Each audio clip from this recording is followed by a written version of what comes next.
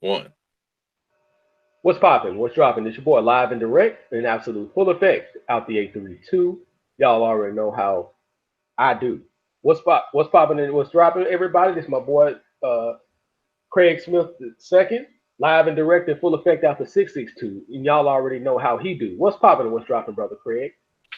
Man, not much, man. Up early this morning trying to recover from this watch thing I suffered yesterday. So at the job, sucker got me dead on the side of my face, and you saw the result of that. Oh yeah, So man. so if it don't get any better by the day, I'm hitting the hospital tomorrow. I think you should already hit the hospital, man. You already looking like Martin from the Tommy Hearns.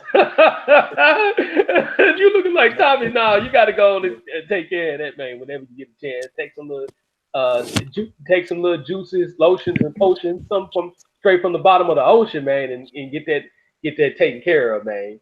But what I wanted to start the topic off today, man, with my previous stream with Kawhi Leonard and Paul George going to the L.A. Clippers. What is your take on the LA Clippers making this boss move? Uh, First of all, I got to give the owner a lot of props because he did that was a ballsy move, and really got to give Kawhi Leonard props. Even though everybody say he a weird cat, he worked everybody, dog. He worked everybody. And the thing he Oh going yeah, to and let me tip my hat off to him and his camp because we know his uncle is his agent and everything else and shit like that.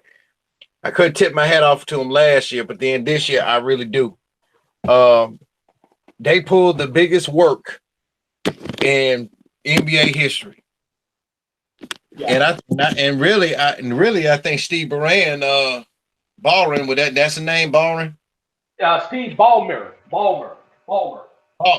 Steve Ballmer actually and Kawhi were actually probably talking under the scope. Yes, So if, sir. if this is one of his moves, I give him props too. I think it was because he knows he's got a good coach in Doc Rivers. And I'm pretty sure Doc Rivers was complaining about he needed some players, and I think he's one of those patient guys because he's a real chill guy, and he's a Microsoft guy. He was actually there at Microsoft from the beginning, getting paid for free. I mean, not getting paid for free, but he was working for free because in the beginning, the Microsoft employees started working for free, and then they eventually started investing in Microsoft with their little. I think it was $100 starting out, and Mm. then ultimately he ended up rising to the CEO position, and he was a major player.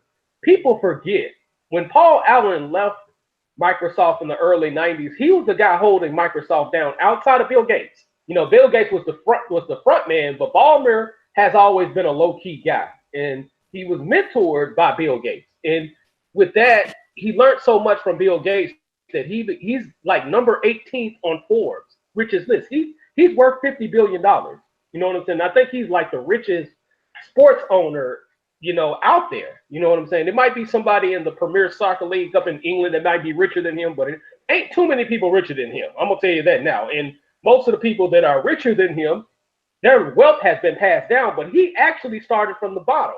You know what I'm saying? He's one of the few guys out there that started literally from the bottom. So he learned the game from the very best. He learned from Paul Allen. He learned from uh, Bill Gates, and Bill Gates obviously taught him, don't always broadcast all your moves because if you broadcast all your moves, things ain't gonna work out for you. But Right. we kind of knew Kawhi was going to LA. We just didn't know he was going to the Clippers LA because he already Mhm. bought a house in Oceanside. And like I say, you can catch the train and get there faster than you can a car because by the time you hit that Interstate 5, you're gonna run right into traffic. So it's not that far of a drive for him to go from LA to Oceanside, California, which is basically San Diego, California. But my hat's off to Steve Ballmer for making that boss ass move. Get Paul George. They're definitely in the mix. Between the Rockets, the Lakers, uh, and Golden State. They're in the mix. They're in the mix with all of them. And I'm gonna tell y'all right now, because a lot of y'all guys don't like LeBron James, and for good reason. In some cases, and for selfish I reasons. don't. I'm gonna tell y'all right now. the Lakers still got cap space, and I just posted that on my Facebook account. The Lakers still got cap space, and they can still, you know what I'm saying, be the front runner. So, yes, that's a boss move. Yes, he wanted to be his own man, but don't count them Lakers out all the way just yet because they have cap space. We don't know who they're gonna get at this point, but we have a good idea. And Rob, and shout out to Rob Pelinka for making those moves that he's been making. You know what I'm saying? Because Rob Pelinka, with him and Magic Johnson having their beef, you know what I'm saying? Jeanie Buss, obviously, for Magic Johnson to go back and try to help them get Kawhi, in spite of all the crap that went on.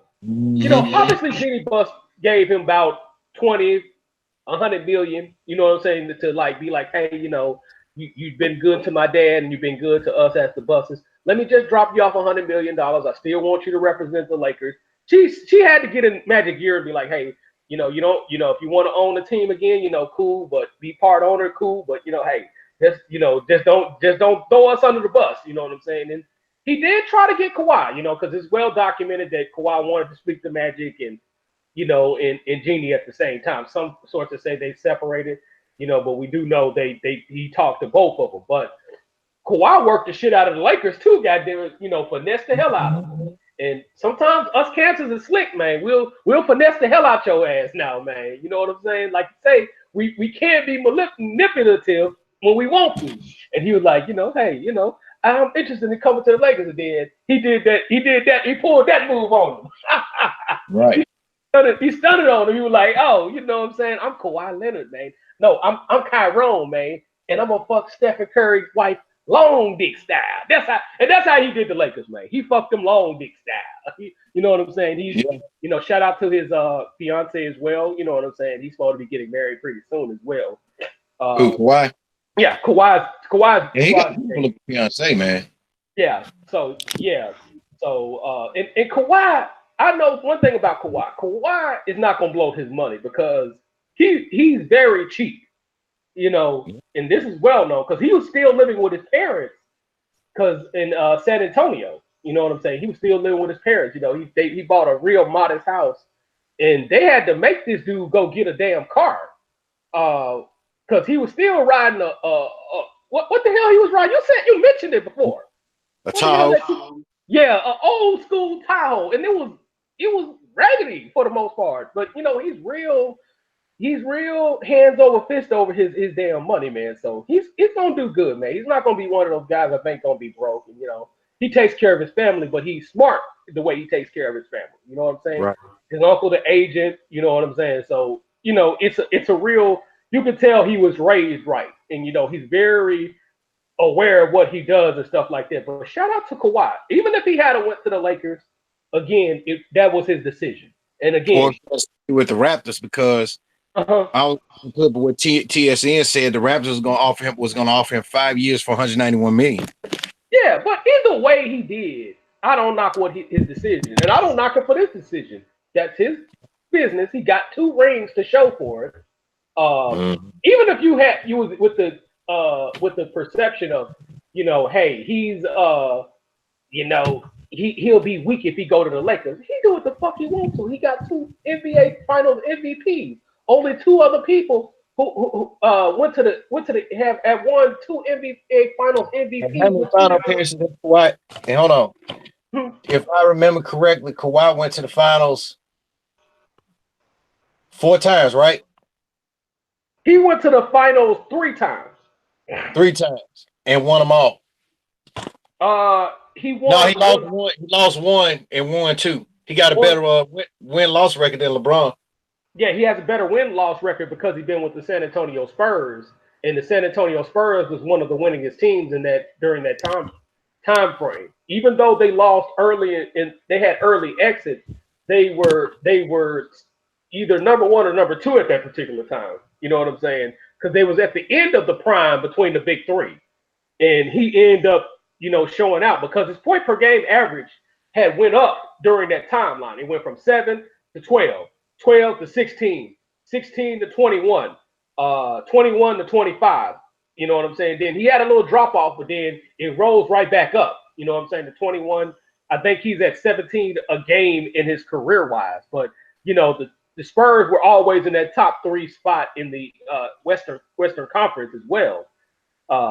So yeah, he did his thing, and like I say, only 2 other guys have won an NBA Finals MVP with 2 different teams, and that's Kareem Abdul-Jabbar and LeBron James and Kawhi Leonard. He's the only other guy to do it. So he does what the hell he wants. If he don't win another championship, you know what? He can tell his kids, hey, you know what I'm saying? My family gonna be straight. You know what I'm saying? And hey, I done won 2 NBA Finals MVP. I was at the top of the world at one point at one time.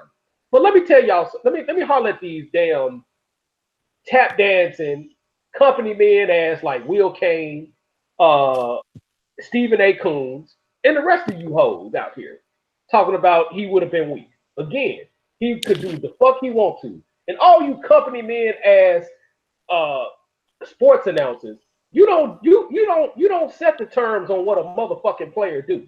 If a player wants to get him a championship and belly up, that's fine. And I got a problem with some of these old school players talking that shit.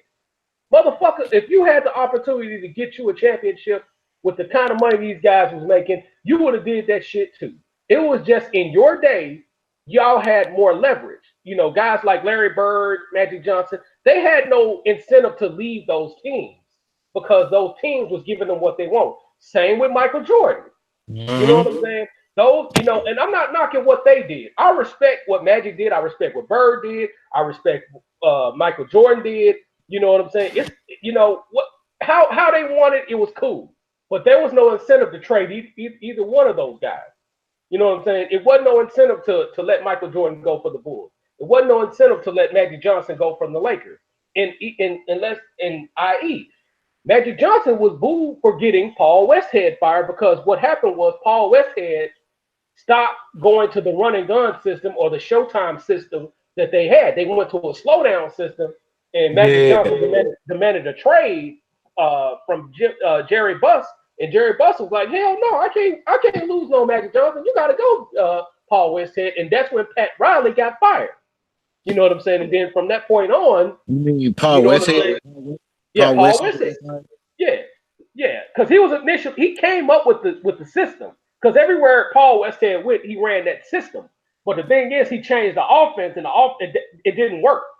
He didn't do what was working, and what was working was those guys running up and down the court and doing their damn thing. You know what I'm saying? So the thing is, it wasn't no incentive to get rid of those top guys, which is why they were top guys. You know what I'm saying? But you got owners now that care more about profiting than anything. You know what I'm saying? And there's nothing wrong with that. But don't get mad when these players make the move that is best for them.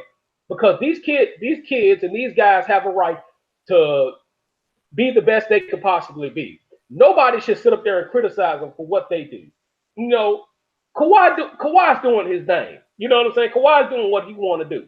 But don't sit up here, even if he had went to the Lakers, don't sit up there and criticize that guy. Oh, it's a weak move. Nah, you a fucking fanboy. That's what you is. You a weak ass fanboy that gets mad when nothing doesn't benefit you. Especially you, New York Trick fan of Stephen A. Coons. You a fucking Tricks fan.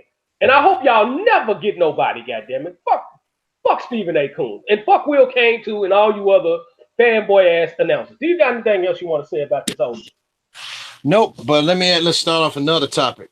What's next for Toronto and what's next for OKC? Good ass question. I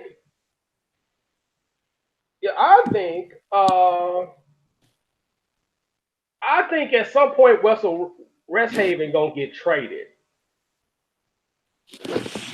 I think some point the owner, I don't know if it's gonna be this year, the year after, or year after, but at some point I think he's not gonna end his. I know for a fact that he's not going to end his career at the OKC, the Choklahoma City Thunder, or the Choklahoma City Blunder. I just don't think he's going to. I just don't think he's going to stay there because ultimately, I think the owner's going to feel like he's either a liability or he's more like, it's time for him to leave so he can get him a championship. Because some owners will do that. They care about you enough to be like, hey, going somewhere else. We can't get you a championship now. We're gonna build for the future. Good luck to you. And so then some owners will tightrope you into a contract. So I think Russell Westbrook is eventually gonna go to another team. I don't know which team he's gonna go to. I hope the Houston Rockets don't make that mistake. Unless he's gonna play like he's supposed to. But eventually Russell Westbrook is gonna go somewhere else. I think. Toronto. I think Toronto is going to downgrade because Kawhi did provide them the leadership that they needed to get to the finals. And they're going to need a go-to guy because Kyle Foolery or Kyle Lowry, I'm gonna let him keep his name this time because Kyle Lowry did be big. But I think they need somebody that can take over. And Kyle Lowry just ain't it. And then Kyle Lowry is also getting old. He's 33, so he's at the end of his peak. So eventually his play is going to slow down. Siakam got a lot of time with them. Marc Gasol, he's at the end. I'll say that because Marc Gasol, you saw that in the NBA Finals. Had he halfway took over or did half the things he did with the Grizzlies, it probably would have been a sweep because they had the right game plan offensively, defensively. Their game plan was on point. They did enough to at least contain Stephen Curry. What's that other Ibaka? I think Ibaka's gonna continue to come off the bench, and he's a good contributor. So Toronto is going to be the bottom 4 team of the Eastern Conference. They'll get in the playoffs, maybe get to the second round, but I think that's as far as they go. I think this was a year that they got lucky, and they got some major leverage in this situation. So, and then with the help with Danny Green, I think Danny Green, from what I understand, he went to the Lakers for a $30 million contract. That's what my understanding. But they still got cap room to sign somebody else big, which we don't know who else they're gonna sign. So Toronto will be on the bottom 4. Oklahoma will probably choke out their way out the playoffs and probably end up firing Billy Donovan, unfortunately. And I think Russell Westbrook would eventually get traded at some point because he's still got some years left in him, but not much years left in him.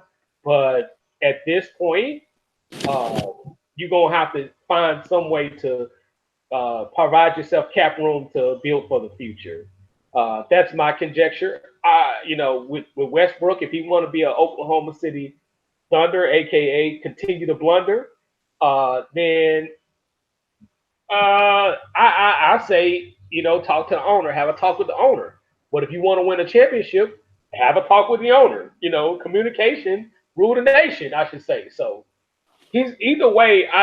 My conjecture is he's not going to stay in Oklahoma City. I just don't see it. And what is your conjecture? I think Toronto will be more of a they'll be a 5th seeded team next year. Yeah, because they got to make some moves too now. Because Jerry, he got to get on the ball and get some guys that possibly can replace Kawhi. I mean, but the pieces are there. But like you said, Kyle Lowry, he's getting old. He's getting older. He'll be 34 next year, this year, I think. And shit. Now, I ain't no trying to bring back DeMar DeRozan because y'all don't want that mess. I just think they need more of a Kawhi type player. And they really got to make some moves during this free agent period, man. They just can't just sit quietly and just not do nothing. So, I mean, I'm pretty sure Toronto wishes Kawhi the best. But, in this day and age with, money talks. NBA players today are nothing more than mercenaries. Yeah. If you throw them the highest dollar because, Kawhi bought a house in San Diego and then turned around. Toronto was going to offer that man $191 million for 5 years with a $52 million John Hancock bonus. Sign your name. So shit. But then he took the low road, 4 years, $141 million. So Kawhi would be making $25.5 million during those 4 years. So I think, man, Yeah, Toronto gonna take a step back here. I think OKC will not make the playoffs this year. Yeah. They're not. Mm-hmm. You know, say it because shit, yeah, and with as you call him, Russell Resthaven. Russell Westhaven. You know what I'm saying? I mean, he's a good individual player, a good stat pattern. But I think if Russell Westbrook was getting the triple doubles that he had with KD at the rate that he did, they probably would have gotten a championship because Russell Westbrook is one of the hardest people to stop from going to the goal, man. He's one of those guys that when he and his mid range jumper is good. His 3-point jumper is like some Reggie ass weed, but his mid range is a good mid range jumper, and that they could have had a chance to cause Golden State problems had they re-signed Durant, but it just so happens they re-signed the Golden State Warriors got Durant. So the thing is, Russell Westbrook is at the end of his road with OKC, unfortunately, and it depends on how he what he wants to do at this point. I think the lighting gonna be there, and I think once they miss the playoffs, I think he's gonna demand the damn trade. That's just my particular uh, particular conjecture when it comes to that, man. So, what do you think about all the other trades that have been made during the trade deadline, I should say? I was impressed. I was impressed more with Memphis's trades because I mean, not with this recent one they made here with Dwight Howard, but the Josh Jackson trade to Phoenix. I mean, from Phoenix, that was eye opening, and they even made it known that Josh Jackson has yet to develop him a 3-point shot. But then I posted up on Twitter. I said, but in Memphis, he gonna have to. He gonna learn. He ain't because that 5 out that whatever this dude named Trent Walker, whatever his name is, you gotta have a shot. You gotta be able to work on that outside shot. The Willie Cauley-Stein, and even though it wasn't a trade, I was not impressed by that by Golden State at all. Cause this dude is so fucking underachieving. Exactly. He don't. I mean, and he was late, and he played with Karl Anthony Towns. Hell, and I see why everybody said that Karl Anthony Towns is better than him. He don't. To Willie Cauley-Stein, it's like, what have you done for me lately? Yeah. And if Golden State was gonna make a move, I would have got Karl Anthony Towns because you had more than enough money to pick up that contract. That's the crazy thing.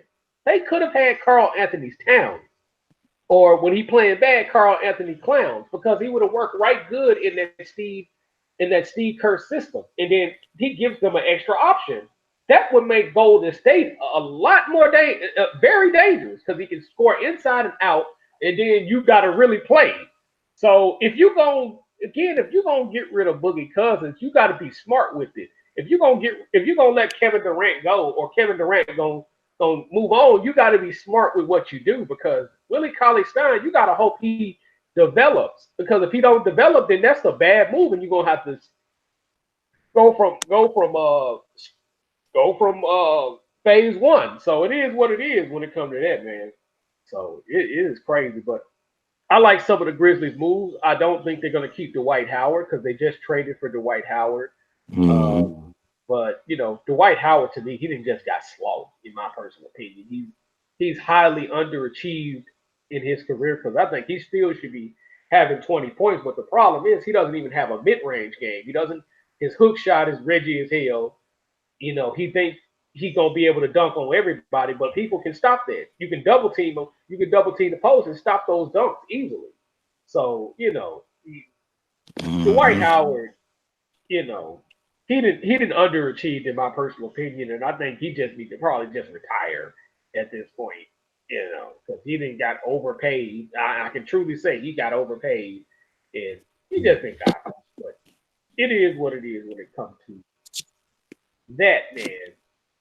So, getting on Wimbledon, there's a new black girl in town called Coco Gauff.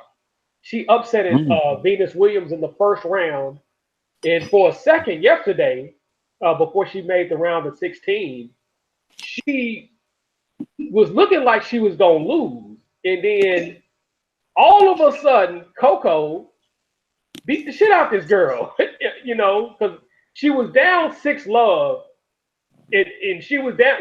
She was gonna lose the match, and then all of a sudden, she just came back.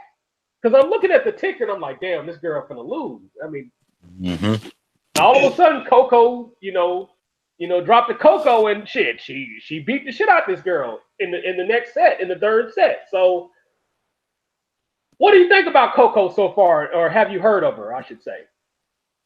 It's my first time hearing about it. Yeah, but Coco is 15 years old, and I think she could end up the youngest Wimbledon champion, because I think there was a 14 or 15-year-old won the U.S. Open, but that was I think it was Monica Seles in the early 90s. I think she was like 14. She's not going to be the youngest Grand Slam winner. I know that for a fact. Because Venus nearly did it, but she blew the match against Monica Seles in her prime. But, I think she will probably be the youngest Wimbledon champion for a fact. But I'll definitely keep track of her. But, when they're young, when you're young like that and in your prime, you know what I'm saying? Sky's the limit. You're quicker, you can move faster and stuff like that. So Serena gotta bring it, because she inspired a lot of these black girls to play tennis and stuff like that. And a lot of these girls are more athletic than she is. She's not the most athletic person on the court anymore, because these girls are getting younger and younger and younger. Even some of these white girls, like Angelique Kerber, with that left hand serve, that bitch is bad, and it's hard to play against a left-hander. It's hard to play against a left-hander in any sport, like basketball, football. Got throwing the football on the left hand. So just imagine playing in tennis against a left-hander. You know what I'm saying? That's you got to be extremely quick to deal with that. So, even she's good. So Serena, if she want to tie Margaret Smith Court's record, she needs to get on the ball, because she's only, with tennis is a young person's game. You know what I'm saying? So she better get on top of it. So do you got anything else you want to say before we get off this particular topic? Nah. Hey, so I know you went to go see Child's Play, the reboot or the reorganization of Child's Play. What was your take on the reboot of Child's Play from your point of view? Well, one, they don't need to do any more reboots after this one. Mm-hmm. I enjoyed it. Mm-hmm. I think Mark Hamill did a damn good job. He put some little Joker elements with the voice. Mm-hmm. Storyline was pretty cool as well. It was like a spinnable rehash of the original storyline, but like I said, Chucky was a robot in this one. Mm-hmm. And I liked it, man. I mean, at least whoever wrote this story was definitely up with the times, because like what grown man today want to play with dolls unless they collect them, But it was a damn good movie. I give it a B. Just some parts on there. The reason why I give it a B, I can do one better. I give it a B plus. And some parts on there was like, okay, what the fuck? But other than that, I mean, Mark Hamill did his thing on that movie. Oh yeah, I agree. Yeah, some of those parts was like, what the fuck, especially making the kid extra older than what he really was. I mean, make the kid at least make him 10 years old at least. I mean, don't make the kid damn near a teenager and stuff like that. Like make this make sense. You know what I'm saying? So, what was your take on the mother in the movie? What was your take on her, Aubrey Plaza? She was okay. She was okay. Okay, yeah. I think she did I think the same thing. She did an okay job. You know what I'm saying? But when you watch the movie, before the first killing happened, because it took a minute for the first killing to happen, unlike the original movie where the killing got started early and Andy couldn't really build a relationship. But I like the fact that he was able to build a relationship with this Chucky. That made it more interesting. It was some things they could have did, but what was your take on the first person getting killed, did you feel like how did you feel? Because everybody, I'm pretty sure you felt like he was gonna get killed at some point. Well, did you feel like that he was gonna get killed at some point? I felt it when in the beginning. Okay. Okay. Damn. Yeah. But what I liked is about this, even though the killing took a little bit longer, when the killing happened, it was like, damn, finally it happened. But it was a good thing. It was a good thing, unlike the mob movie, whereas this we don't know how bad you is. Like when you're doing a slasher movie or a horror movie, you got to get to the killing from the jump, because if you're not a known killer like Chucky, your character is not a known killer like Chucky, then just anticipating it is like, what the, like, whereas the anticipation was good in this direction. It was a good thing that it was much anticipated, because you know what I'm saying? That's why a lot of people like the movie, because it was much anticipated. You know what I'm saying? You waited, but hey, when the killing got to the killing, like, damn, this is fun as hell though. You know what I'm saying? So it is what it is. What did you think about the police officer, Mike Norris, this version of Mike Norris? What was your take? How do you compare him to Susan Sarandon's ex-husband? How would you compare? Which one was better in your personal opinion? This is a tie.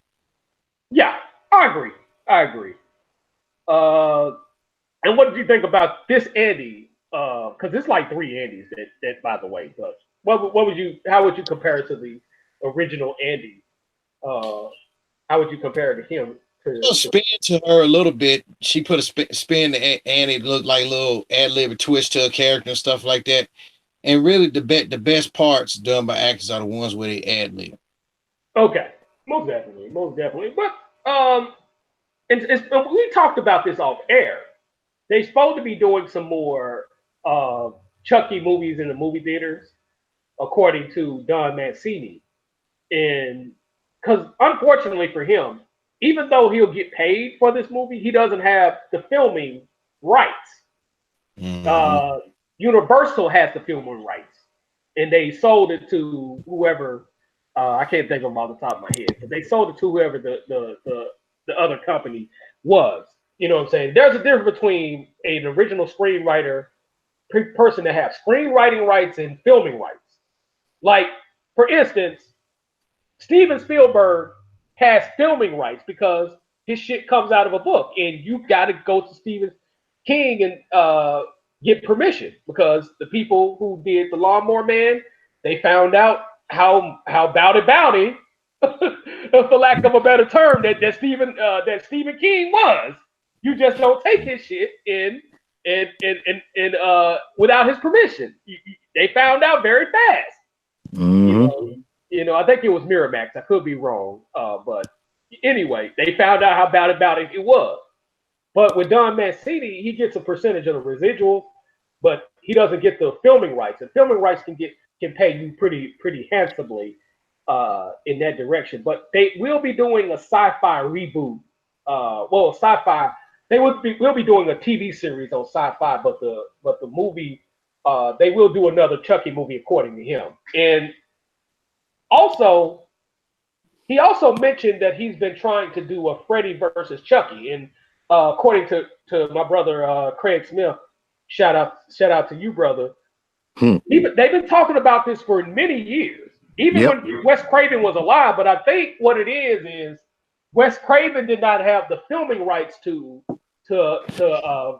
Nightmare on Elm Street. From what I understand, he might not have the filming rights, because you got to go do a whole lot of shit just to get a reboot going and use these people characters. Sometimes, guys have the residual rights, like in screenwriting rights, but they don't have the filming rights. And that's why I brought up the filming rights and residual and screenwriters rights, because there's a major difference between the two.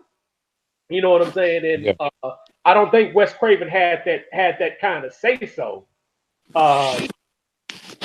Hopefully the movie, the people that owns the filming rights, you know what I'm saying, actually get that done. That could be an interesting. I think that could generate hundreds of millions of dollars. What is your take on that?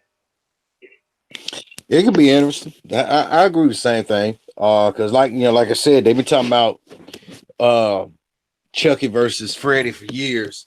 And hell, I remember as little kids, we had fantasized about Freddy versus Jason and end up become true. So, Mhm. Oh which yeah, I think, oh yeah, which I think Freddy and Jason was a pretty good movie. yeah. I think with Wes Craven being no longer with us, I think him and Sean can write a script together. You know, write Freddie. Sean writes Freddie's part, and Don Mancini writes Chucky's part. You know, make him the badass. Put Brad Dourif in there, and they were actually talking about. He was actually talking about getting Robert Englund to reprise his role as Freddy Krueger, but I think he's probably, sitting on his millions of dollars and probably gonna get the other guy to play Freddy Krueger. But I would love to see Robert Englund play Freddy just one more time. You know what I'm saying? Or he just do what he did with the last Freddy Krueger movie, get the right person to play it. If it ain't the tall guy, you know what I'm saying? So I think they should go to both of the guys, the original guys, and ask them do they want to do it. I know Don Mancini gonna want Brad Dourif to do it for sure because they have a relationship as partners with the Chucky movie and stuff like that. But that would be very interesting if that actually happened and stuff like that. So you got anything else you want to say before we go to the next topic? No, sir.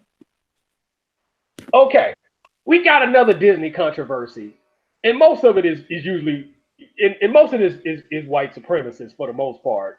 And the controversy has lately been the Little Mermaid controversy. Mhm. People have been getting mad because the one of the Bailey sisters, Halle Bailey, they got it mixed up with Halle Berry. A lot of people got it mixed up with Halle Berry, but Halle Berry too goddamn old to play a goddamn mermaid, even though she's still sexy and she crazy as cat shit. She too goddamn old to play a fucking mermaid. I'm just gonna be honest. But she can still get it at her old age. I'll still bend her ass over and make her drain my monsters ball. But anyway, the Bailey sister, who actually is signed to Parkland Entertainment, co-owned by Beyonce's record label, has done some pretty good numbers in terms of revenue generation under Beyonce's label. She's gonna be playing Ariel as the Little Mermaid, and a lot of people, especially white people. Well, I ain't gonna say white people because every white person ain't with that shit. But the white supremacists online have been going crazy talking about that's not my mermaid. You know what I'm saying? I'm like, get the fuck out of here. It's just really, it really just makes me shake my damn head. Like, what the fuck? I'm like, all these years, and I'm speaking to the white supremacists because, like, again, all white people ain't bad. You know what I'm saying? I shouldn't have to say this, but I'm just being, protecting myself. Right. But you motherfuckers have stole black stories for a long motherfucking time. Let me give y'all some history a little bit. Did you know the Spider-Man story is named after a black guy? Didn't know that. The man that was named Spider-Man was actually a boxer named Jimmy Bivens. And I've said this on a live stream with World Breaker Fighting. Shout out to my brother World Breaker out of Texas, out of Dallas, Texas in particular. The story, the name Spider-Man came from a black man named the Cleveland Spider-Man. And you know how you know this? Not only you can look this up. The one of the Spider-Mans, I think it was Spider-Man 5, was filmed in Cleveland to pay homage to Jimmy Bivens. I'm listening. Say what now? I'm listening to you. Okay. Black Adam. The story Black Adam is an Egyptian, or the Black Land, as they called it in ancient Kemet, ancient Egypt. Black Adam Yeah, is a black character. yeah, he is. It's a lot of shit y'all low key steal. Even some of the old biblical stories. It is geographically impossible to have white people in ancient Egypt. You stole those stories like a motherfucker. Because you can argue, you can dispute the Bible, but even if you disputed the Bible, the original people in ancient Egypt, ancient Israel, was black. You can't even dispute this. Geographically, you cannot dispute this. Because white people could not live in fucking hot environments. Before technology happened, before they had sunscreens and shit like this, white people would get skin cancer like a motherfucker. And this is no disrespect to any white person, but it is what it is. Geographically, as a matter of fact, let me give y'all something. You know what it's called the Middle East right now? That was fucking a part of Africa. I'm giving you a history lesson. What is considered the Middle East right now was considered Africa before the 1800s.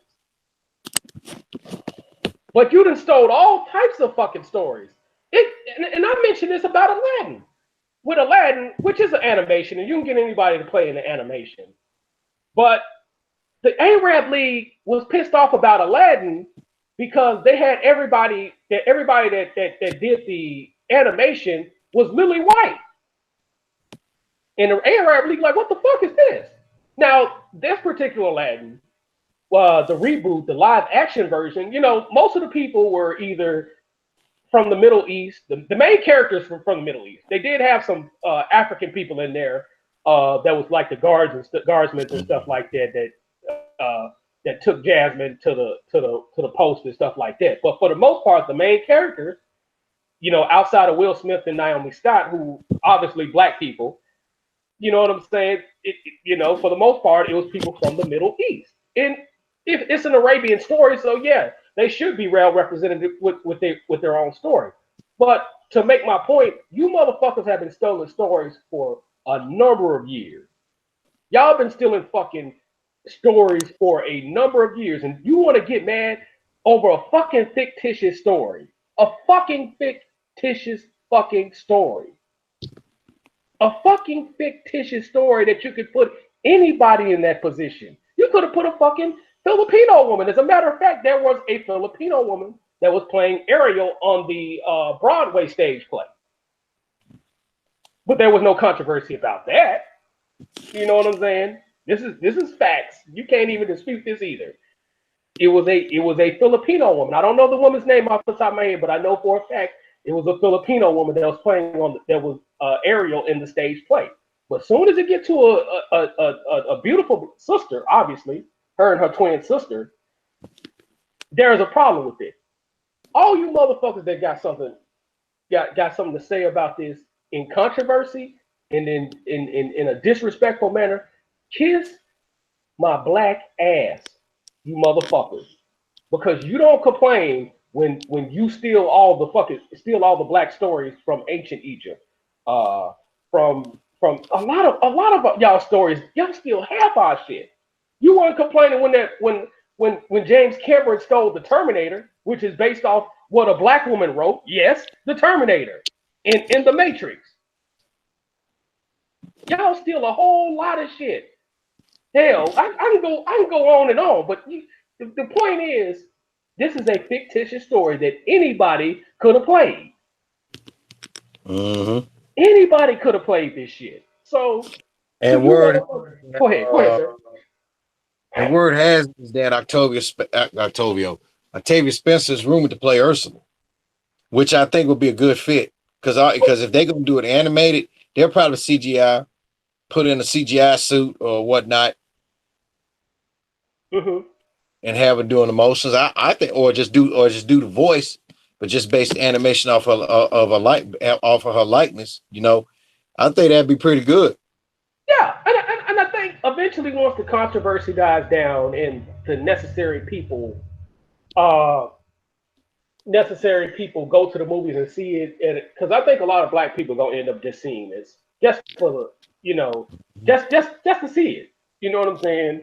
And depending on the reception, I think it could make up to damn near between $700 and $1 billion at the box office. Because one thing I can say about the people at Disney, even though they have a racist ass history, with Walt Disney himself being racist, even for his time, even some hardcore racists was like, what the fuck, Walt Disney? Yes, this is a fact. But one thing I can say about the corporation itself, they have been trying to diversify the corporation in terms of putting the necessary actors in the right position. Like the guy at Marvel, Kevin Feige, he's done a good job of that. You know what I'm saying? Done, reason why Black Panther generated billions of dollars, put Ryan Coogler and his partner in the right position to make the movie as well. And, also the movie, as a matter of fact, the Black Panther parts of that movie was filmed in Atlanta. A lot of people don't know that, but if you go to the end of the movie, Auburn Cleaners, which is on the famous Auburn Avenue, the Auburn Cleaners was on there at the end of the movie. But Kevin Feige, you know what I'm saying? I respect him, you know what I'm saying, because he's a smart businessman. He's a very smart businessman. But for the most part, the Disney Corporation have done everything they can, even though they have a crazy ass history, especially with their founder. They're doing everything they can to diversify, to make as much diversity as possible. And I can't do nothing but respect that. And even if I didn't want to fuck with them, it would be very hard for me not to fuck with them because they own some of everything. You know what I'm saying? So they want to balance everything out in terms of its diversity because Disney does have a fuck shit history. Let's not get it twisted, and they want to unright the wrongs they have, and I don't have no problem with them trying to unright the wrongs they have. You know what I mean? They have committed and stuff like that. So I think this move is only right. Shit. If they want to put a black woman as Ariel, I have no problem with it. Whoever they put in that position, you know what I'm saying, gotta bring it. She gotta play her part. Because if she fucks up Ariel, guess what? They're gonna have every reason to criticize it. You know what I'm saying? And I don't think you should criticize it in a racial manner because her performance should only be criticized. You know what I'm saying? You know how people are and shit like that. But shout out to that little girl, man. I mean, she's getting her money up. She's stacking her paper. You know what I'm saying? I never have a problem with another individual, especially people that look like us, stacking our money. And shout out to Octavia Spencer if that's who's playing Ursula. I think that's the perfect person to play Ursula. Octavia Spencer is already an Academy Award winning actress, and I think she need to get some extra paper too. You know what I'm saying? She got a little paper from Ma. That actually turned successful, even though it was a very low budget movie. But hey, she let her be a part of that billions of dollars that the Little Mermaid is potentially going to make, man. But do you have anything else you want to say before I get off this particular topic? No, not on this topic, but however, before you jump on the next one, shout out to on Facebook, shout out to Tawana Lee, because she put up a damn good Facebook status. Uh she said, "Thank you, Kawhi Leonard, for restoring competitive balance in the NBA." And shout out to my boy Willie Moore. He said the same thing. He said the Clippers came in like a thief in the middle of the night and stole Kawhi and gave away the whole store for Paul George.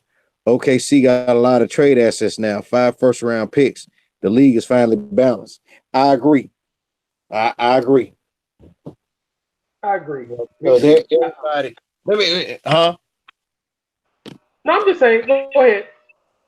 Oh, because I'm gonna say something. The fucking media or damn ESPN, they always and you got I know LeBron gonna be your next topic. They always want to tip the scales for LeBron so he can have so he can have all the competition under him. And I'm like what Charles Barkley said 2 years ago. What, you want all the good players on your team? You don't want to compete. And I honestly think that LeBron does not want to compete.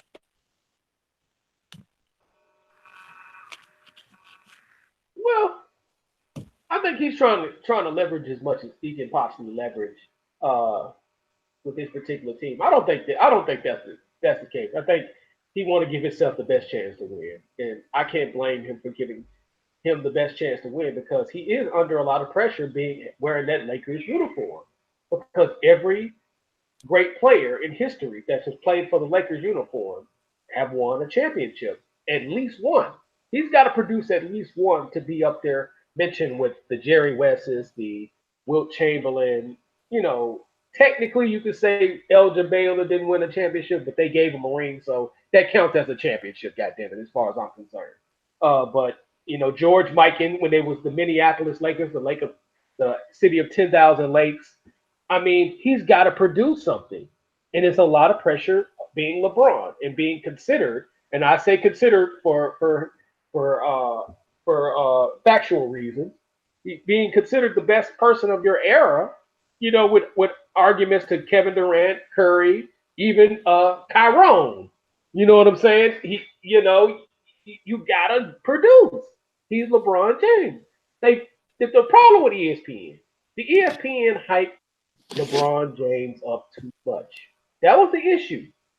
LeBron James is gonna be LeBron James. I like him as a person outside basketball. He got a Reggie ass jumper that it's pretty much it is what it is with LeBron James. But LeBron James can play defense. He can produce as far as a passer and stuff like that. He can make teammates better. But it is some locker room issues that most NBA teams have. But with that being said, I think LeBron James wants the best opportunity to win a championship, but he shouldn't get too selfish. Then he is a Capricorn, so he does. Capricorns are, man. Oh, my mom won, but it's the truth. Capricorns can be some selfish pricks. Yeah, and I think that's what it is. Mom's that shout out to her, by the way. But some that I do know, they can be some very selfish pricks. If their interests don't benefit them, they're gonna be selfish as fuck. Oh yeah, and I've noticed that. I've noticed that with a lot of people that I've associated with who are Capricorns.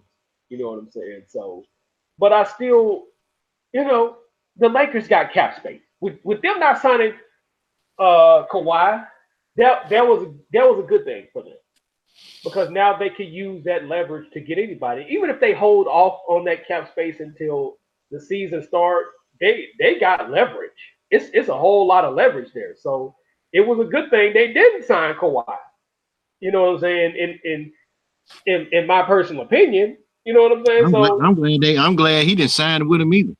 Yeah, it's actually a good thing because now they can get a good role player that could give them 20, 15, 20 points and then, play in that LeBron system. So they still have leverage. So again, if you guys, to the guys that hate LeBron James and some haters, don't count the Lakers out because they got a whole lot of cap space. And that cap space was due in large part because of Magic Johnson, goddammit. So Rob Pelinka, thank you. You should be thanking that black man for maintaining that cap space to make you the moves that you make.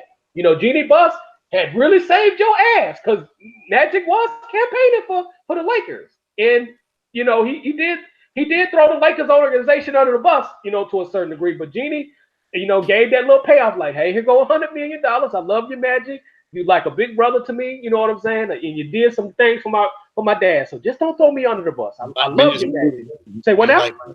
Like Magic really needs money because dude, shit, he got bread, dog. Yeah, he don't need money, but hey, an extra $100 million is better than nothing. You know what I'm saying? So, but we know that's what happens because otherwise he would not be a spokesperson because he was the reason why Shaq came to LA. He spoke to Shaq, Shaq spoke to him, and under the advice of Jerry Buss, like, hey, should I come to LA? He's like, yes, but you're not gonna win immediately, but hey, once you win, it's gonna be all good, and that's what happened. You know what I'm saying? They brought him 3 championships, and Shaq never looked back.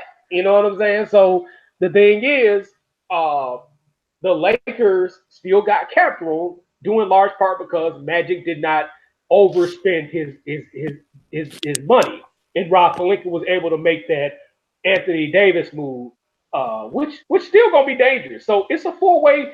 Like I say, it's not gonna be easy for any of the top 4 guys in the Western Conference. So everybody gotta produce. I don't care how many trades you make, you still gotta produce. It just is what it is. I don't give a damn how many things you gotta do. You know what I'm saying? You still got to produce and effectively produce at that. You got anything else? All right, Jimmy. Hey, so another topic, or you want to get to these fan questions? Go ahead and get to the fan questions. I don't think I have any more topics. But to get to the fan questions, bro. The first one comes from Chris in Oklahoma, and the subject is, "Hey Jimmy, you think Jalen's gonna make everybody's butt hurt, even yours?" He said, hello Jimmy, hello Craig. Listen, I recently listened to an episode of the Jimmy J Smooth Network in which Jimmy, matter of fact, past episodes of Jimmy J Smooth Network, and he professionally rode the fence of his opinion about Jalen Hurts. And with Jalen Hurts being in Oklahoma now, despite him carrying Alabama, despite him having a 26-2 record as a starter at Alabama, do you think that he's capable of winning some games? Or also, do you think his play will continuously make not only your butt hurt, but us Oklahoma fans as well? What flaws do you see in his game? What do you really think? And what do you think he really and truly needs to work on? Number one, he needs to learn how to throw on the run. If you're going to be a mobile quarterback, you got to know how to throw on the run at least. So you can stop running out of the pocket every time the defense doesn't give you what you want. Because sometimes doing all that running can get you hurt just as fast as taking a sack. I have no problem with a running quarterback because I think it's more leverage. The mobile quarterback has more leverage than a sitting duck. Quarterback. That's why I love the mobile quarterback so much. But if you're going to be mobile, you got to take, and I say this all the time, take what Russell Wilson does. Because Russell Wilson do more than just run. He throws on the run as well, and that causes a lot of defense. Because when you mobile and you get out of the pocket, you can see the field better as opposed to be trying to throw over damn near 7 feet tall goddamn offensive linemen and shit. And then Jalen Hurts, I think he's only 6 feet, 6'1". What's his height, brother? He and I the same height, 6'2". Okay, so he still got to throw over tall ass offensive linemen. It would help for him to read the defense better, but Oklahoma's offensive coordinator, I will say this, he does do his thing with mobile quarterbacks and any quarterback for that matter. So I think Jalen Hurts need to get better at reading the defense, throwing on the run, and making better decisions as a quarterback. But I do like Jalen Hurts' record, but his record is deceptive because he had a damn good defense at Alabama that was able to keep the games going. So, yeah, just get better at those things, and then I think he will probably be a top 10 pick if he gets better at those little things. Because he's already graduated, and Nick Saban made sure he graduated before he made any sudden moves. And shout out to Nick Saban for that, for caring about him enough to at least get him to graduate. If he does those things, he could be a potential NFL draft pick. If he don't, he's going to continue to get the butt hurts. You know what I'm saying? So, Jalen Hurts just needs to do what he needs to do. What is your take, Brother Craig? I agree, and I've been very vocal about what he needs to work on too, because several games, man, and when I was spoken for, my ex-wife at the time wasn't into football, but she even looked at it and is like, why is he not throwing to the guys that's wide open?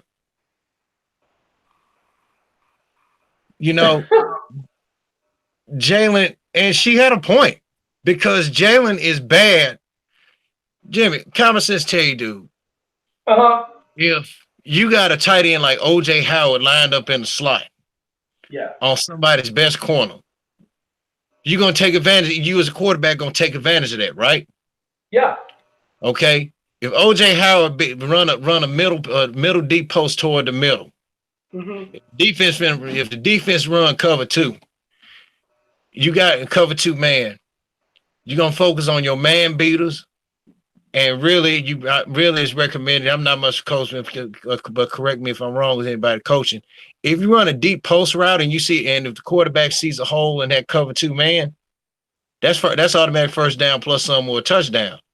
Jalen's problem is he'll back up, look, get ready to run, then he'll get ready to throw the ball. he'll run, then he'll throw the ball.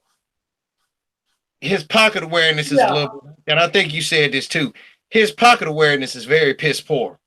And I watched the Oklahoma Sooners spring game. They say Lincoln Riley don't get pissed off as much. I think he was pissed off with Jalen on one series. He told him, man, why you just can't throw? Stop. He said, hey, you're gonna have to stop running. You got 3 guys wide open. Throw it. Exactly. If the defense is collapsing, throw it. But so that's his knock. That's the knock that he has, with me. And because I think, but I think he'll do good there at Oklahoma. But there, like I said, if Jalen Hurts is gonna start, I'll put it like this: Kyler Murray is a little bit better than Jalen Hurts. Cause see, Kyler Murray, even though the knock on him is he don't study film, he don't study his playbook, which is true. He don't, and he's not a blackboard kind of guy because he don't do all that. But the one thing I get Kyler Murray is the fact that he reads his defenses and he throws on the run. Or if ain't nobody open, he gonna take it himself. Yeah. Ask Texas how that happened. Oh yeah. And Texas barely beat them the first time, and then Texas ended up getting beat the second time. So I mean, it's one of those things to where I want to see Jalen Hurts do good. I call him Jalen Butt Hurts, but the thing is he's gonna have to develop, because if he can't do nothing in that Oklahoma system, which is I'll say a lot better than the Alabama system, because Nick Saban will handicap some offenses. I will say that about Nick Saban, but sometimes the handicapping is good and sometimes it ain't. But what I will say about Jalen Hurts, if he can't thrive in this Oklahoma offense, I don't know what to tell him. I'm just gonna say it like that. Got any other fan questions, brother? Oh yeah, but let me add on to that. Nick tried to handicap Lane Kiffin, but Lane wasn't going. That's one thing I give. That's one thing I give about Lane. You ain't gonna make Lane a punk, dog. Oh yeah, yeah. So yeah. This question comes from Marsha down your neck of the woods of Lubbock, Texas, and the subject is zodiac compatibility. She said, "Hello, Jimmy and Craig." She said, "I listen to you guys most of the time, and Jimmy always gives out the traits of, and you guys always talk about the traits, especially Jimmy, about horoscopes. I have a question." She said, "I have a boyfriend who is a Cancer. Who is a Cancer. He's very manipulative, and not towards me." But he always believes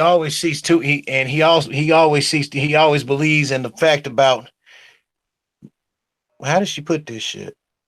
I'm reading it. Okay, well, basically what she's saying is this. She said that her boyfriend is a Cancer and he exhibits all the traits.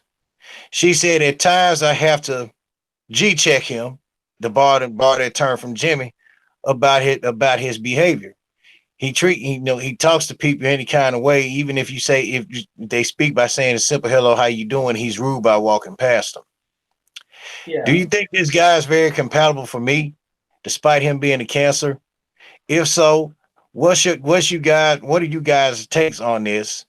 And share some of your experiences. P.S. Wait. She said, P.S. I failed to mention that I'm an Aquarius. So do you think this works? To me, that's not gonna work. I'm gonna just be honest with you. Aquarius and Cancer is not gonna work at all. I'm just gonna be, because the thing about Aquariuses are detached by nature. And the fact that Aquariuses are emotionally detached in their nature, they can be emotional people, but Cancers is not gonna bring that out of them. I think Aquariuses are better with Pisces if they're gonna get with a water sign, because Pisces are more they're more submissive, and Aquariuses are a fixed sign. They're set in their ways, so they need somebody that can adapt to them. And Kansas is not going to. That motherfucker ain't going to adapt to you. I'm just going to be honest with you. We adapt, but we're not going to adapt to a fucking Aquarius. And speaking of Aquarius, I've had some sexual healing moments with Aquarius, if you know what I mean. Marvin Gaye. But anyway, back to the subject at hand. I don't know what the hell you got yourself into because like with Cancers and Libras know how to compromise. I'll say that. I'm talking about the women. I don't know about the guys. The guys are a little bit stubborn, but the women know how to compromise. So, Cancer man with a Libra woman, that could work out, even though it's an air sign and air signs are detached. Libras know how to make shit work. Same with a Gemini to a certain degree. They can work well with the Gemini too because both of them are unpredictable. Both of them can be mysterious at times, and that could make an exciting thing. But it's with an Aquarius, Aquarius be having them damn attitudes. I ain't gonna lie. From my experience, and I've never gotten serious with an Aquarius. I've had some that wanted to, but I'm like, nah, we just not compatible, and good reason why. So you might need to go to the Libra side, or an Aquarius altogether, because Aquarius and an Aquarius does work wonders. But I don't even recommend that. That's just my personal opinion. Hopefully, he might be a little good to you and stuff like that. Who knows? But I wouldn't recommend it. That's just my personal conjecture. What is your take, brother? I wouldn't either. And the Cancers, and the zodiac logo for the Cancer is the crab. Yeah. Just think about the analogy about crabs in the bucket. Yeah. You try to escape and they'll pull you back down. So, Marshall, take Jimmy's advice and take my advice. Yeah. He pulling you down by being set in his ways. So, hey, just cut it loose. Yeah, and that's not going to work. And like Jimmy said, an Aquarian man, an Aquarian woman can work. An Aquarian woman and a Libra man can work too. Yeah. So, that's really not going to work because. And another thing what some Cancers are known for, and I know not you, Jimmy, you got some that are pretty private about their business, but won't hesitate to blab out your shit. That can happen, but a lot of times when a lot of Cancers do that, the reason for that is a lot of people tell their business too. So that because it's a lot of shit that I'm very private about. Like my family life, for the most part, I'm private about that shit. Nobody really know about my family life for the most part. You heard me speak about my sister, my brother, mother to a small degree, but Libra's the same way, because I came out on your show and talked about my pops, but it's all like with the rest of my family, man. I don't talk about them too much. Yeah, but because we're very private in nature. We can be very private about our friends as well because we have many friends and stuff like that. But yeah, a lot of times that happens because a lot of times people will tell their business and we can dish it out. We can dish it out as good as we can give it. You know what I'm saying? Mm-hmm. So that can happen like that too. Now I know the women Cancers are way different because they emotional as hell. I'll tell you that. And they make and I'll say this about our Cancer women. They make great actresses. Yeah. The woman that they say Will Smith was supposed to be messing around with Margaret Robbie out of Australia. She's a Cancer. Meryl Streep, she's a Cancer. A lot of your great female actresses are Cancers. Cancers and Gemini, of course. Because they make some great actors as well. They all over the place but yeah, but you can go by the zodiac to a certain degree, but I know for a fact Aquarius and Cancer, the chance of that fucking working is slim to none, damn near.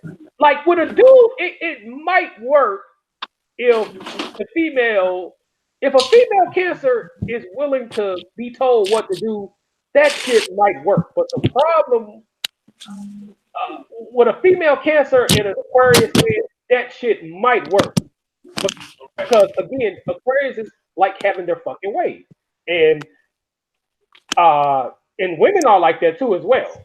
And the thing about cancer is we can be very fucking uncompromising. I'm gonna tell you that now. We could be very fucking uncompromising, and that to an Aquarius is the kiss of death right there. For an Aquarius, because like my mother is an Aquarius, and I tell me certain things I'm not trying to hear. I'm not listening to all that shit, and no disrespect, but it just is what it is. So that's the thing about us. We're very uncompromising for the most part. We can be, not in a controlling sense, but shit, hey, if it's just hard to tell us what to do. That's the reason why a lot of cancers are. Libras are the same way. Yeah, but and that's the reason why a lot of us end up as businessmen and are very successful businessmen. Because some of your most successful business people are under the Cancer constellation. Even though some of your newest billionaires are Libras, I'll say that. But historically speaking, if you look at when these people were born in and the game changers of cancers and stuff like that, a lot of your best business people are Cancer. You know what I'm saying? I know you mentioned something about them being shabby business guys, and we can be to a certain degree. We definitely can be. You know what I'm saying? Yeah, because you gonna that's go ahead, brother. you know, yeah, Libras and Cancers, as far as like as handling business is, I don't, Libras is known to do their business when people don't know it. Exactly. We we can work people good too now. But what Kawhi did, despite him being a Cancer, hey, I give it to him. He worked the hell out of the Lakers organization. He worked them. Matter of fact, he worked the media. I ain't gonna say Lakers organization. He worked the media. Oh yeah. And the thing about Kawhi is he has a family system, a family that's not gonna let him fall off either. That's another factor because we're big family people by nature. Right. Cancer people are big family people. So obviously his uncle gave him some heads up. Obviously his pops gave him some heads up because he does control some of the money. And even if his dad didn't control some of the money, he's smart enough not to fuck it off. I'll say that. He's smart enough because like I say, they had to make this dude go get a damn car. And because when he first bought that towel, the dad was like, "Are you sure that's all you gonna buy?" The son, he's like, "Yeah, I'm not gonna spend all my money." And his dad his family as a whole had to make him go get a good running car. You know what I'm saying? So he's a smart kid. So I don't think he's going to do too much messing up. And even if he doesn't win another championship, it's that contract he got for the Clippers, regardless if he plays the duration of that contract, number one is still guaranteed, regardless if he plays it out or not.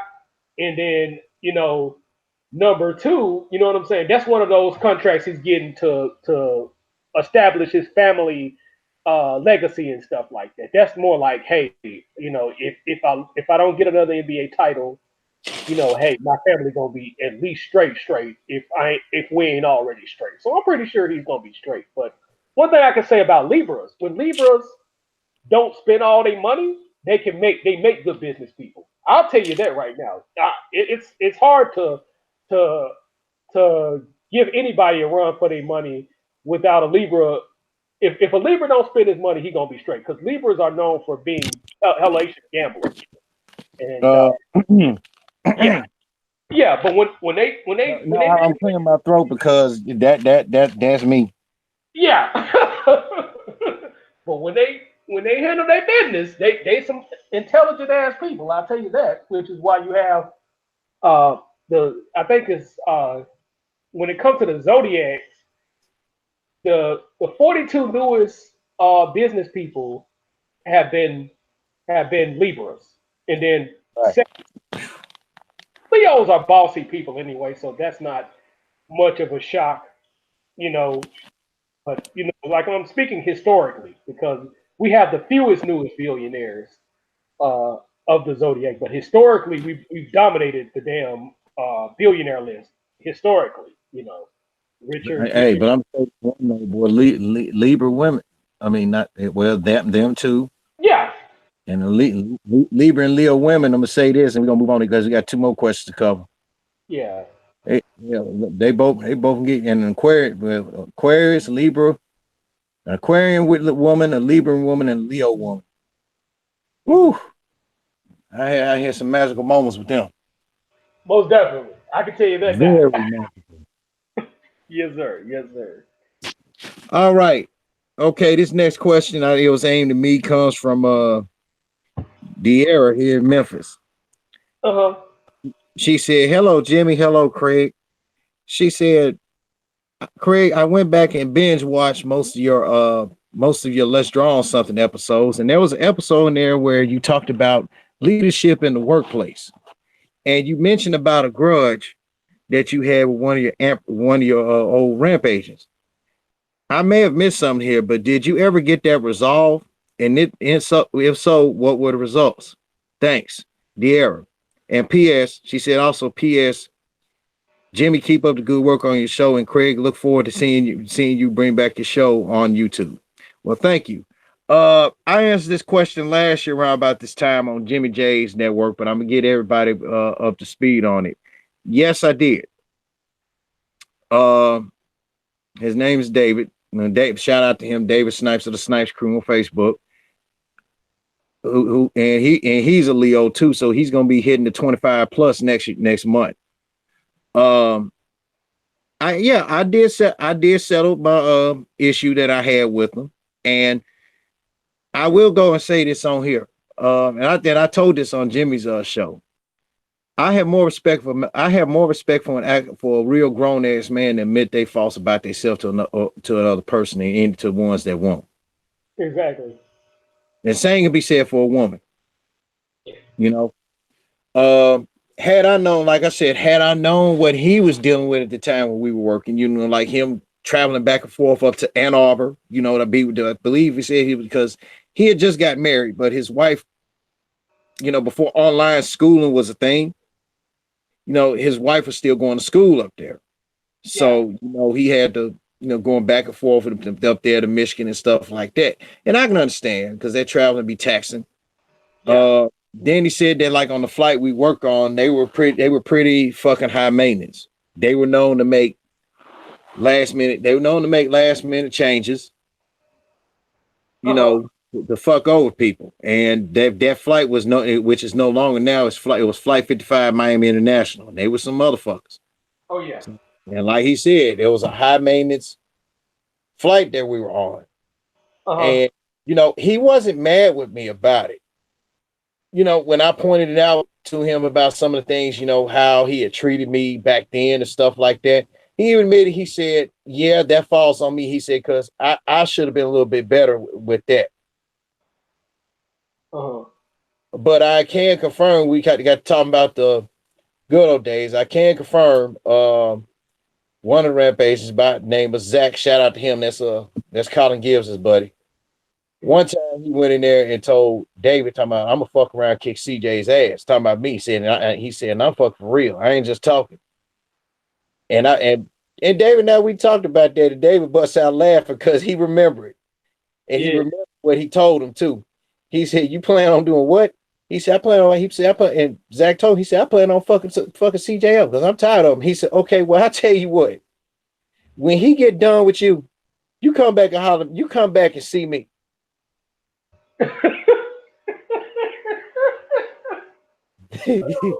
And David said he remembered that. He said, yep, I remember telling him that.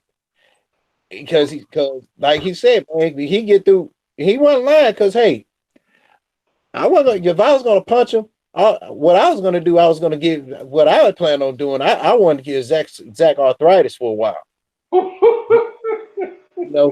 I was gonna pop that shoulder. Ooh, yuck.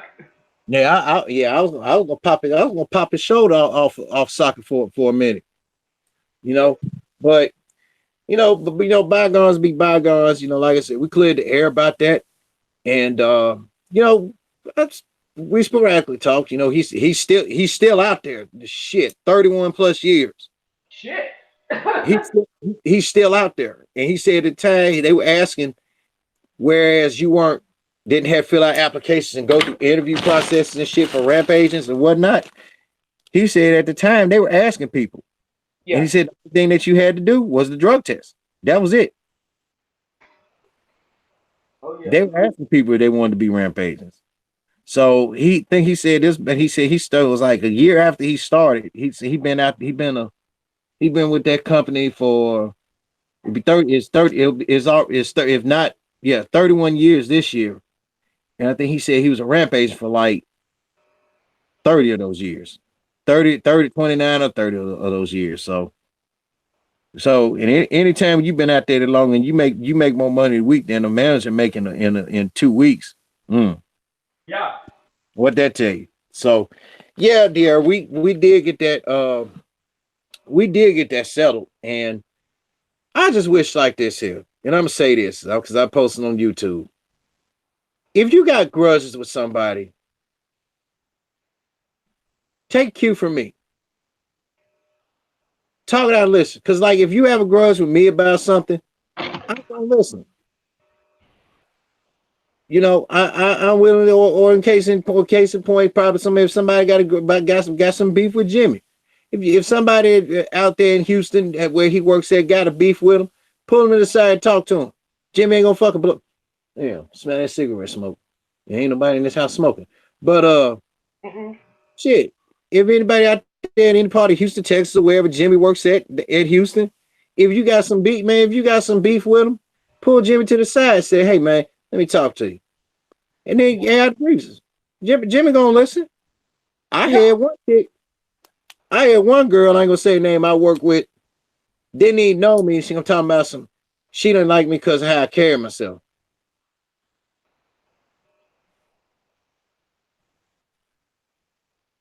That's crazy as hell. That's funny. Yeah, I put a pause and it's like, what the fuck? How am I supposed to carry and I asked her, said, well, how am I supposed to carry myself then? I don't know. I just don't like you because you don't carry yourself. You don't know how to carry yourself. That's funny as shit. I'm gonna tell you how I carry myself. I carry myself as a humble person. I ain't gonna take no shit from nobody. Exactly. Same shit. I mean, I may be a little bit arrogant, yeah. But when it comes to getting the job done, getting down to the business, hey, I'm all about it. Exactly. And speaking of jobs, this one question comes from well, they didn't get a name. I'm looking for his name. Just call him A-None. Yeah. Unknown. He didn't put the name on there or nothing. He said, hello, Craig. Hello, Jim. Well, I'll just say he or she, hello. He or she said this. Said, hello, Craig. Hello, Jimmy. She said, you guys, well, they said, oh, here's the name, Sarah. Okay. So what's up, Sarah? She wants to know. She said, listen to you guys. She said, talked about your current and past employers. And speaking of you two past employers, of YouTube's past employer, what were some things that I have two questions. What mistakes did you make out there that you wish you could have corrected? Or let alone, do you have any regrets? Oh, I will say this. Without going into too much details, the mistake I made with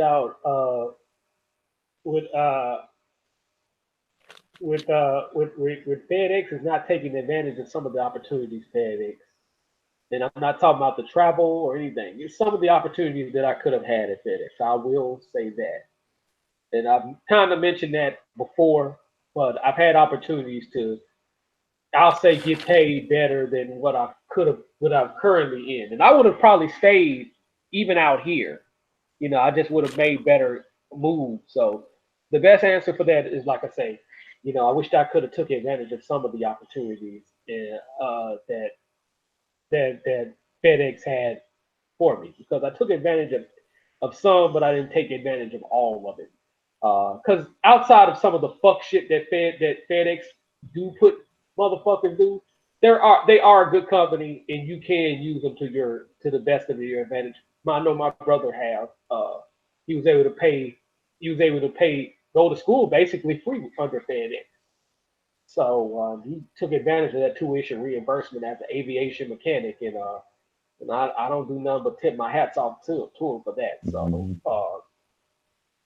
so that's my thing. And Craig knows what I'm talking about. He Yeah. doesn't have to blurt it out, but it's something I got plans on doing. So that's one of the things that I plan on. That's some of the things that I regret not doing. I wish I could have done that in particular sooner. Go ahead, Craig. What is your thing? Mhm. Well, I guess regrets or mistakes count as one on that one. Mine would have been ooh, what opportunity well mine would have been not allowed,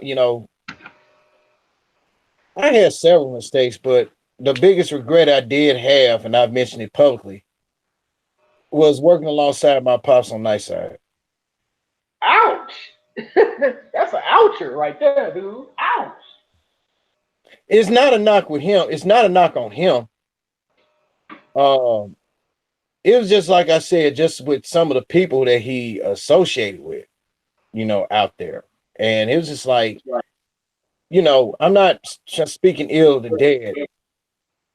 I regretted I regretted working nights with him because, I felt that, I was being disrespected by a lot of people. Um, the rampage I talked about that said he wanted to kick my ass. Oh, and he's a cancer, by the way. Oh, Uh, you ain't shit with it. uh,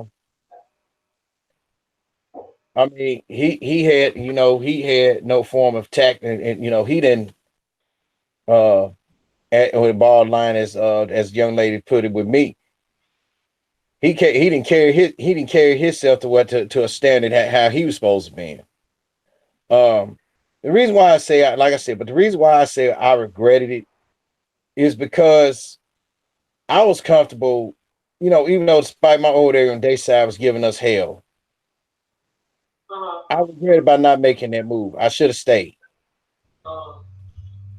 I should have stayed on day side. And then I thought about it because you know, really some of the people that he worked with, they were cool, but the others, man, they just, they really weren't they really weren't my cup of tea and vice versa. Because it's like any problem that somebody had with me, they always went to him, and they weren't adults about it, about selling it one on one, because they figured pops being my me being my pops' son, he can talk to him for him. No, that's not his job. You know, that ain't his job. That ain't his job. Do y'all favors. I even told him that. I said, man, don't be. I told my pops one time that when we was going home, I said, Pop, you need to stop letting them folks make them little pool room characters make you they bitch. If they got an issue with me, they need to come to me, not pull you. When they see you, and they see me in there, they pull you to the side and they tell you to tell me this. No, I said, you can tell them that from now on. I said, from now on, if you got problems with my son, you go tell him. Exactly. There you go. That's only tactful. That's what he told him. So, and do you think they follow the directions? No. If a fucking wasp had a human brain and common sense, maybe a wasp will follow instructions. But they didn't. But that was my biggest regret. Matter of fact, I had that was my biggest regret right there. Also I could say this is a pro and a con. Um, going back to days back in 2012. The manager I worked for, she was pretty cool, but she showed favoritism. Right. she showed way too much favoritism toward like with the young folks and shit, you know. And I talked about her. I'm not saying any names.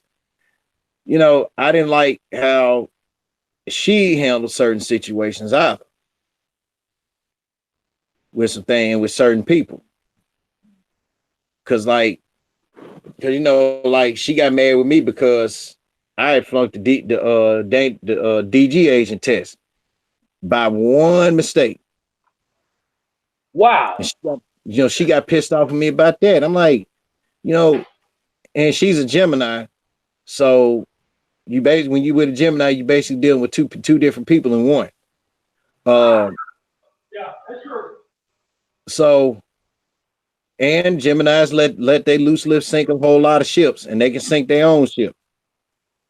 I didn't like how she, like I said, that was my biggest mistake was coming over there to her. Had I known what kind of man she was, you know, showing favoritism, and at times she wasn't very tactful about, you know, wasn't very tactful either. Yeah. So, and I think you know who I'm talking about. I think so too. You know, but that was my regret. You know, but really my regret was working alongside Pops on night side and kind of going back on day side, and also when I did try to take advantage of some opportunities, they were shot down. Yeah. So, like the tuition reimbursement, I mean, because the way I figured was like this.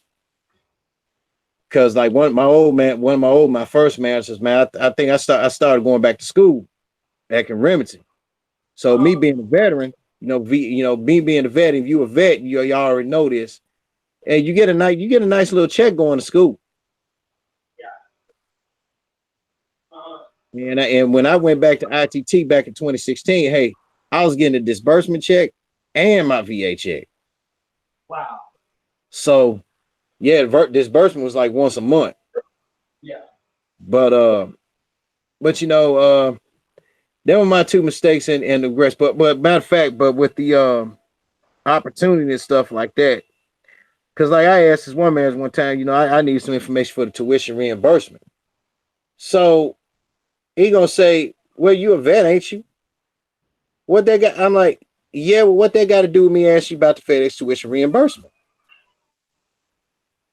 Because I was gonna have FedEx and VA do my shit at the same time. Yeah.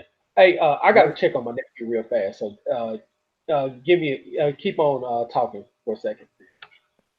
All right. Well, y'all, as y'all know, I'm gonna make this announcement. Got me a new laptop. Have got me a new laptop a couple of days ago. Loving the hell out that shit. And Let's Draw on Something will return. Myself, along with Jimmy, we will be covering all the little daily topics and stuff like that. And sports happenings, random life talk. Yeah, you can ask questions and stuff. Because the return episode we'll be talking about where the hell have I been, and that's gonna be a damn good. That's gonna be a damn good live stream itself. Will we plan on having guests again on Let's Draw on Something? Yeah, we maybe not. It depend on how their schedule load is. Because you know, I always said I wanted to interview Jacquez Green, but I already know football spring camp coming around. We got another month away for high school and college football will be returning and stuff like that. So he's probably busy drawing up game plans for these little Huckmuck kids to learn, you know. So and I take it Jimmy J is back right about now.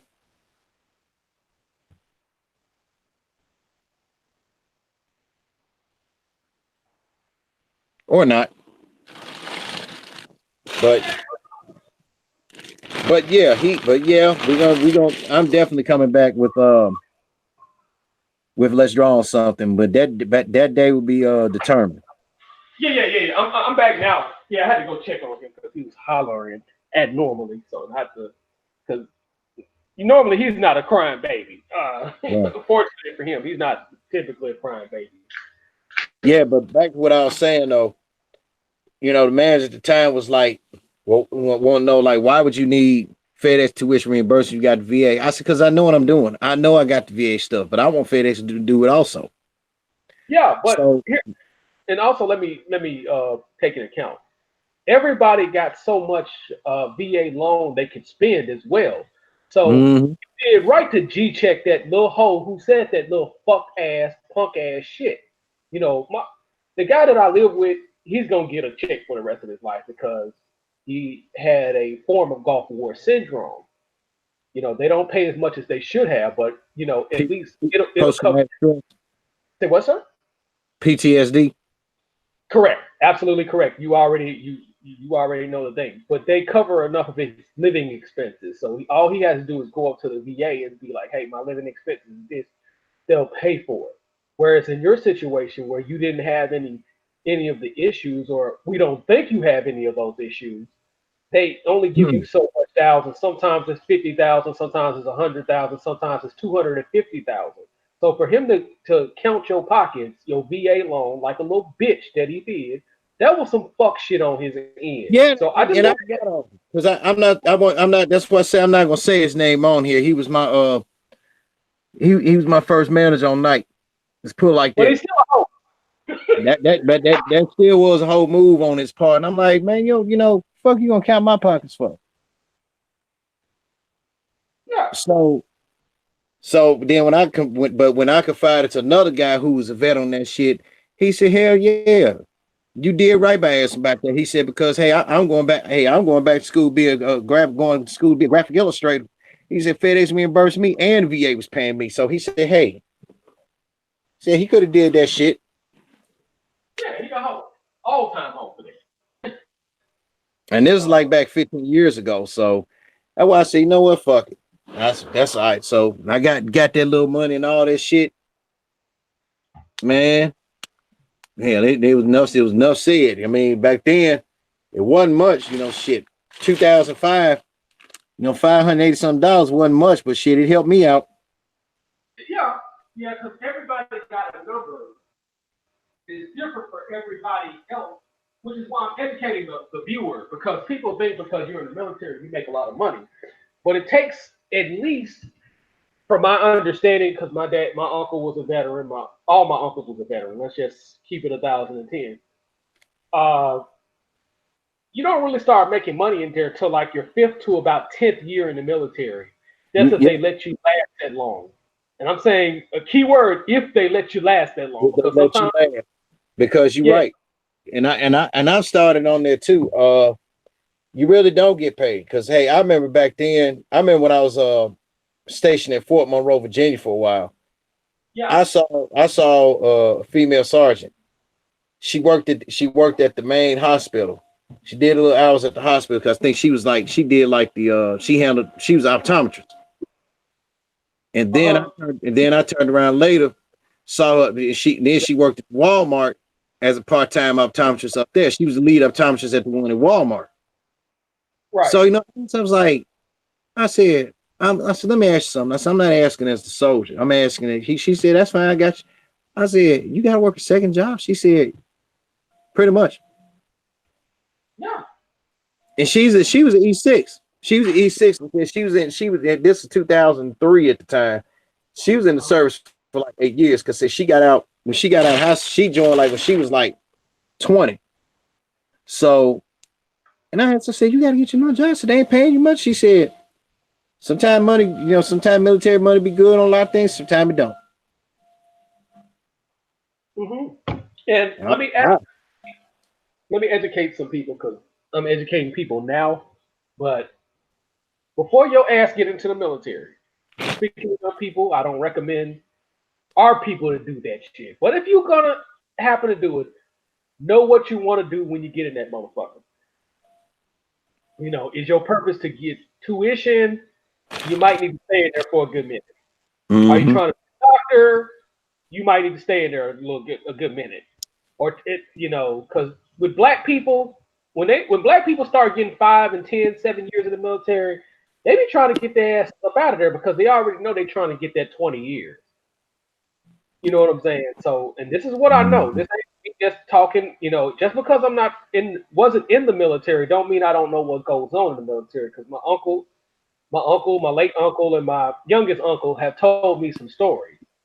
about how they do black people in the military. And he had no choice, but they had no choice but to go to the military because they was in a country town of Helena slash Lakeview, Arkansas. So they had no choice because grandma, the way my grandma operated, and I don't agree, didn't agree with her, but she was a good grandmother in spite of. She was like, once a man became a man, she was like, hey, you either gonna go to college or you gonna go to the military, or you got to get the fuck out my house. That's grandma's get down was.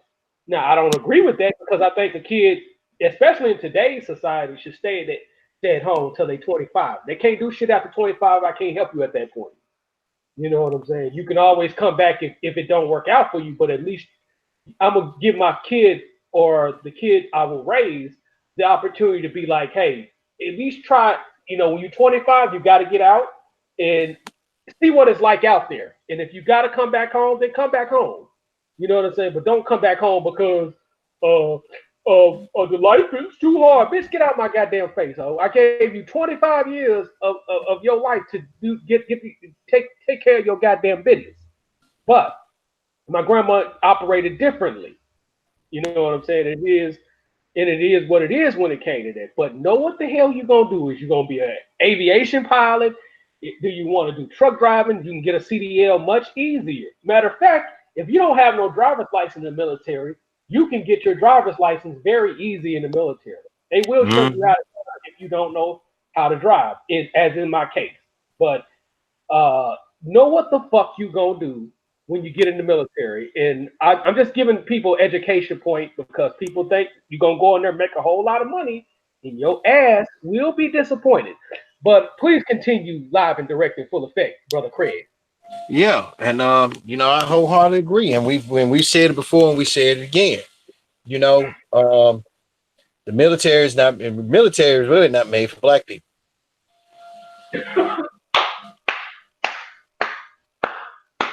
Thank you. And hell, we even said that it's not a knock. I'm not knocking the ones that serve, but it's really the military is really not tailor made for black people. Exactly. I'm not gonna say anymore. Just let that thought marinate on it. Let that thought marinate on it. Let that sit for a while. Exactly. So yeah. But other than that, man, I don't have nothing else.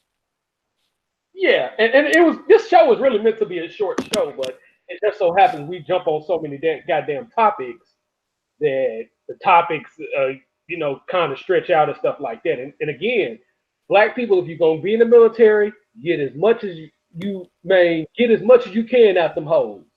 Get you a trade going, get you a CDL going, get you a aviation mechanic license or something, get you something going. Hell, even invest in real estate. If you want to invest in real estate, the military will give you a VA loan with interest free up to 10, I think some cases 20 years from what I understand, and help you get into real estate, whether you want to be a agent or a broker or a regular investor. They got shit set up to where, but I'm gonna tell you, them people ain't gonna tell you about that. You gotta do your damn research, and we're telling you about it because we know what time it is. Craig has been in the military. I haven't, but I've read the booklet on all the benefits, and those benefits are good. But you gotta ask around. Ask around to the right people. You know what I'm saying? Get acquainted with some people and establish some relationship with your fellow black officers. You know what I'm saying? If you can get around some cool white people when they drunk as hell, because sometimes white people will give you the game when they drunk as hell. You know what I'm saying? So, that's the thing. You know what I'm saying? When they sober, they're not giving you shit. But when they drunk, they'll blurt out some shit, man. Man, hey, Billy Bob, man, what's up with all those houses you own out there? Yeah, they be drunk as hell to be giving you all types of shit. Really? Hey, man, Yep. let me hold $1,000. Go. Oh, this man said he won't hold $1,000. Well, goddamn it, here goes $5,000, and then he forgot he gave you those 5,000. Yeah. But I am gonna say something. But I'm gonna admit this, and then we're gonna wrap the show up. I am going to put the real reason why I did join the military, besides, I joined the military for two things: benefits and to get girls. Hey, that's what I'm talking about. There you go. There you go. And that's taken into consideration. Some people who live in small country, old town road ass town have to join the military. Like people in Flint, Michigan, and shit like that. They're in a position where they damn near have to because there ain't no fucking jobs out there. Right. Unfortunately. But again, if you gotta do that or you're in a position to where it's your decision, know what you want to do first before you go in there because you'll be disappointed if things don't turn out the way it is. So we just educating people on what they need to do and stuff like that. You have anything else you want to do say before we get the hell on out of here? Nah, man, I'm basically done. So we had a great show. We had to cover that Kawhi and that Kawhi story. And like I said, and I said before, say it again, we'll keep harping on it. Kawhi did a damn good job working the Lakers. Oh yeah. I don't knock him for that, but again, the Lakers still have leverage, and Pelinka, you better hold it for the right person. If you go, they still got cap room, so the Lakers are not out of the front runner spot just yet because they got a lot of cap room they could use, and I say and Jamie Buss gonna make sure Pelinka uses it wisely now that Magic Johnson is not overseeing everything. So. And there's a reason why Jerry Buss made her the head of everything. Even though she had some fuck ups, Buss saw that she was the better business person of all the siblings. Right. So it is what it is. Once again, this your boy, live and direct in full effect out the 832 with my boy out the 662. Y'all already know how both of us do. Stay sober. You know what I'm saying? Don't drink and drive. And you know what I'm saying? Do everything live, though. Peace out. And the pleasure is all yours.